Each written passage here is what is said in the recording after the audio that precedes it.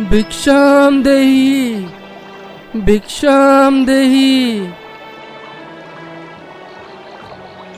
पंडित जी क्या करूं, घर में बस यही थोड़े से चावल बचे हैं, खुद के लिए भी कुछ खास नहीं है, लेकिन आप खाली हाथ लौटे ये भी उचित नहीं लगता। हे देवी, आपके इस छोटे से दान में भी ईश्वर का वास है। दान की महत्ता उसके आकार से नहीं, दाता के हृदय से होती है।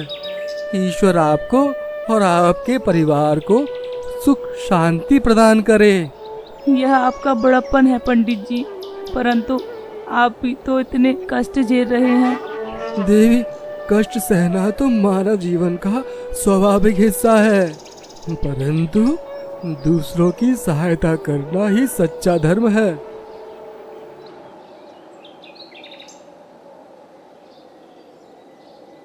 हे ईश्वर, आज आपकी कृपा से कुछ चावल मिले। देवी के लिए कुछ पकाने को तो होगा। भूख और ठंडी से तो शायद आज राहत मिल जाए, परंतु यह जीवन कब तक ऐसे चलेगा? क्या मेरे पुण्य कर्मों की यही परीक्षा है?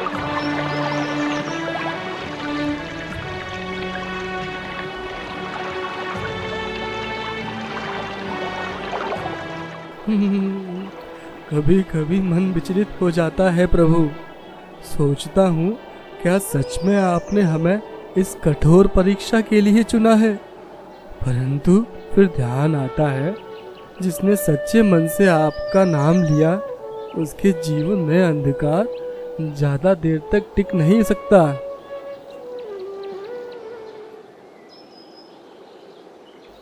देवी ने कितना सहा, उस पर कितने कष्ट आए, फिर भी उसने कभी मेरे विश्वास को ठेस नहीं पहुंचाई। हर रोज भूखी सोती है, लेकिन मुझसे कभी शिकायत नहीं करती। हे प्रभु, क्या उसके त्याग का फल कभी मिलेगा?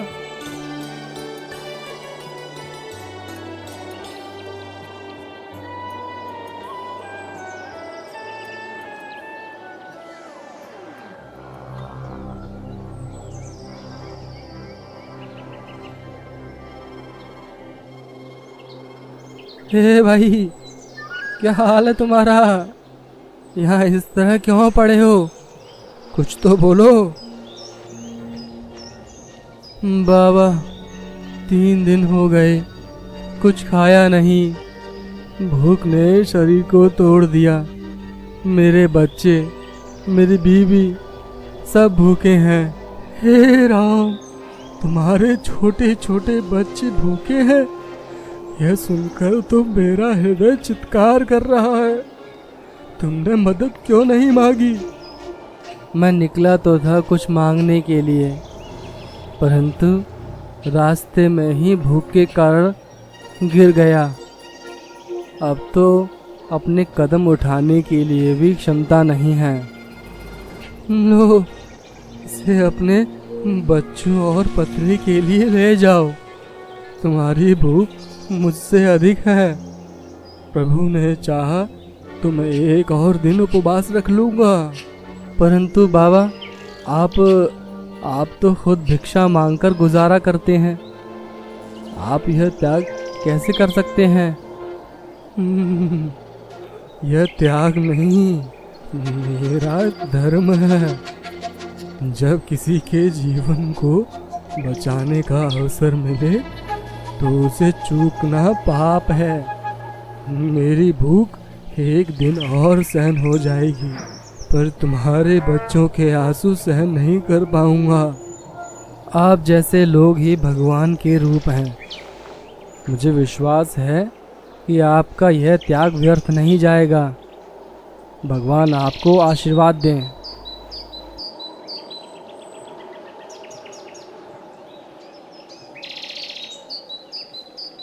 हे प्रभु, आज भी आपने मुझे एक परीक्षा में डाला, परंतु मुझे गर्व है कि मैंने आपका नाम लेकर सही निर्णय लिया। आप सब देख रहे हैं और मुझे विश्वास है कि एक दिन इस तपस्या का फल अवश्य मिलेगा। आज कुछ भिक्षा मिली क्या, जिससे चूल्हा जल सके? हाँ, आज मुझे भिक्षा में थोड़े चावल मिले थे, पर वह मैं किसी और को दे आया।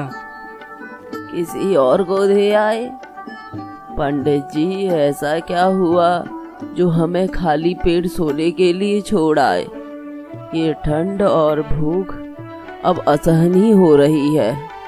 हाँ, रास्ते में एक व्यक्ति मिला जो 3 दिन से भूखा था। उसका परिवार भी भूख से तड़प रहा था। उसका हाल देखना मुझसे सहन नहीं हुआ। मैंने सोचा उसकी आवश्यकता मुझसे अधिक है, इसलिए भिक्षा के चावल उसे दे दिए। आप हमेशा दूसरों की ही चिंता करते हैं पंडित जी, लेकिन क्या हमारा कष्ट कम महत्वपूर्ण है? आप भी ठंड और भूख झेल रहे हैं। देवी, दूसरों की पीड़ा को देखकर अपनी पीड़ा छोटी लगने लगती है। वह व्यक्ति अपने बच्चों के भूख के लिए तड़प रहा था। क्या यह मेरा धर्म नहीं था कि उसकी सहायता करूं? आपका यह त्याग मैं समझती हूँ पंडित जी, परंतु मन दुखी होता है। क्या हमारी परीक्षा कभी समाप्त होगी? क्या भगवान को हमारी यह दशा नहीं दिखती? प्रभु सब देखते हैं देवी। वह हमारी हर आह, हर त्याग और हर पीड़ा को समझते हैं। यह समय कठिन है, परंतु यही तो हमारे विश्वास की परीक्षा है। आपकी बातें सुनकर हमेशा साहस मिलता है, परंतु कभी कभी लगता है कि भगवान ने हमारी सुध ही नहीं ली। भगवान ने हमें बनाया है, हमें उन्हीं पर भरोसा रखना होगा। इस रात के अंधेरे के बाद उजाला अवश्य आएगा। लकड़ियाँ भी खत्म हो रही हैं, आग जलाने के लिए कुछ भी नहीं बचा। ठंड हमारी सांसों को जैसे रोकने पर तुली है।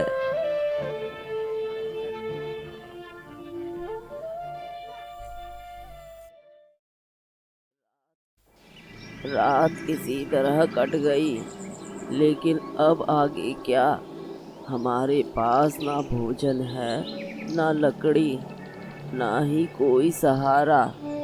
यह दिन कैसे कटेगा?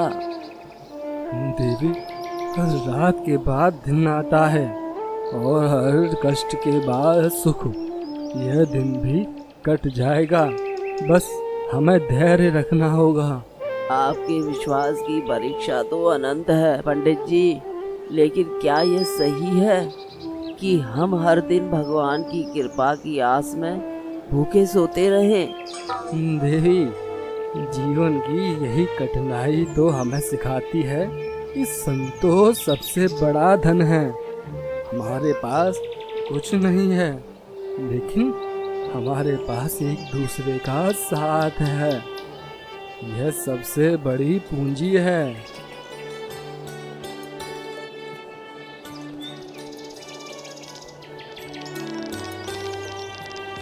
पंडित जी, मैंने सुना है आप और आपकी पत्नी इस झोपड़ी में कठिन समय बिता रहे हैं। क्या मैं भीतर आ सकता हूँ?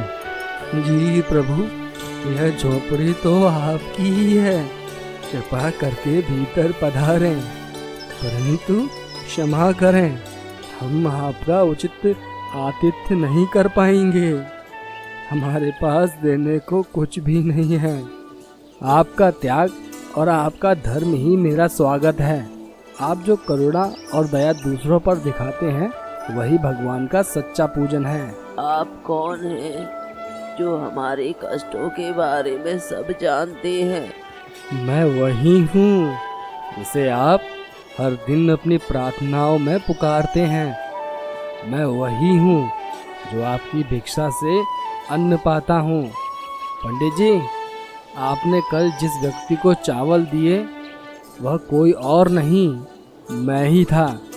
आपकी परीक्षा लेने आया था। हे प्रभु, हे प्रभु, यह तो मेरा धर्म था। यदि मैंने आपके रूप में किसी की सेवा की तो यह मेरा सौभाग्य है, परंतु कृपया हमें क्षमा करें यदि हम आपके योग्य आचरण न कर सके हो। पंडित जी, आपका आचरण ही सबसे श्रेष्ठ है। आपके त्याग और धर्म के कारण मैं आज यहाँ आया हूँ।